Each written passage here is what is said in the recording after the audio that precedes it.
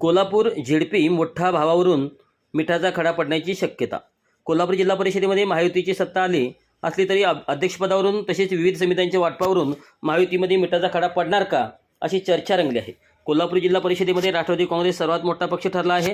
त्यामुळे राष्ट्रवादीचा झेडपी अध्यक्ष होणार असे संकेत वैद्यकीय शिक्षण मंत्री आशिष मिश्र यांनी दिले आहेत. मात्र आता अध्यक्षपदावरून भाजपकडूनही दावा करण्यात आला आहे. खासदार धनंजय माडे यांनी राष्ट्रवादी काँग्रेसला जागा जास्त मिळाल्या असल्या तरी मतदान मात्र भाजपला जास्त झाल्याचा दावा करत अध्यक्षपदाची मागणी केली आहे. त्यामुळे आता अध्यक्षपदावरून तसेच समित्यांच्या वाटपावरून महायुती जुंपण्याची चिन्हे आहेत. कोल्हापूर जिल्हा परिषदेमध्ये मोठा भाऊ कोण यावरून भाजप आणि राष्ट्रवादी जुंपले आहे. खासदार महाडिक यांनी मताचे गणित मांडलं आहे. सर्वाधिक जागा निवडून आल्याचे अध्यक्षपद राष्ट्रवादी असेल असे स्पष्टपणे मुश्रीफ यांनी सांगितल्यानंतर आता महाडिक यांनी म्हटलं आहे की भाजपला सर्वाधिक 3,42,000 मते मिळाले आहेत, तर राष्ट्रवादीला 3,41,000 मते मिळाले आहेत. त्यानंतर शिवसेना आणि काँग्रेस आहे. त्यामुळे भाजप हा मोठा भाऊ आहे.